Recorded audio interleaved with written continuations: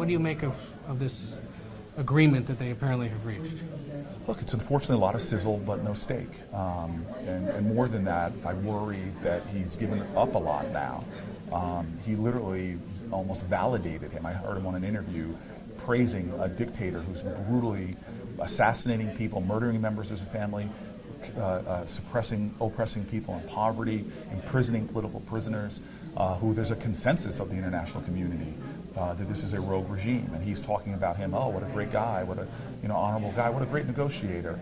Well, maybe he was a great negotiator because he got us to commit that we were going to stop exercises. I'm not sure if that's something that Trump is going to say one day and then do something different, but that's what he said, which was a surprise to our critical allies in the region at a time that China is trying to expand influence in that region.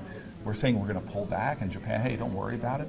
So I'm not sure what we got out of this, besides things that they have said before. The whole idea of denuclearization is things they've said multiple times, so we got their words yet again.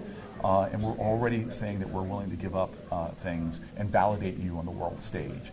So I haven't seen anything yet but a press release.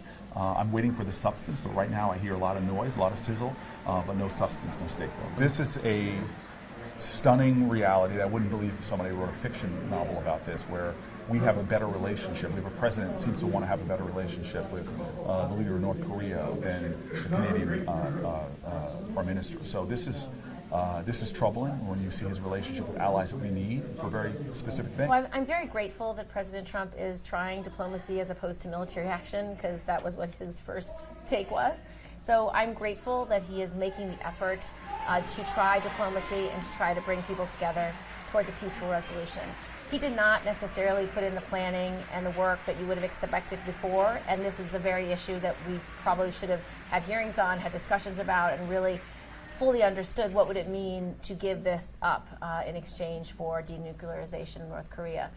So I would have preferred him to have that work done before he goes over and that planning done. But I'm still grateful, and I will support his efforts, because diplomacy is the right solution, not military action, and I'm going to support his efforts as long as he's attempting to do that. And you expect him to send administration officials up to explain things to lawmakers? Yes, I do, to know exactly what he has in mind. And obviously he didn't even raise the human rights issues and other things that a lot of Americans care deeply about. But I will support his effort, because diplomacy is the right approach. All right. Yeah. And the president this week seems to have agreed to end major military exercises in South Korea in exchange for denuclearizing North Korea. I imagine that you've got some thoughts on that. Well, let's be clear. We know what the president gave up for the United States. We know that he blindsided our allies. But there's no evidence that North Korea has given up anything. They made promises to make more promises, and they have a long history of breaking their promises.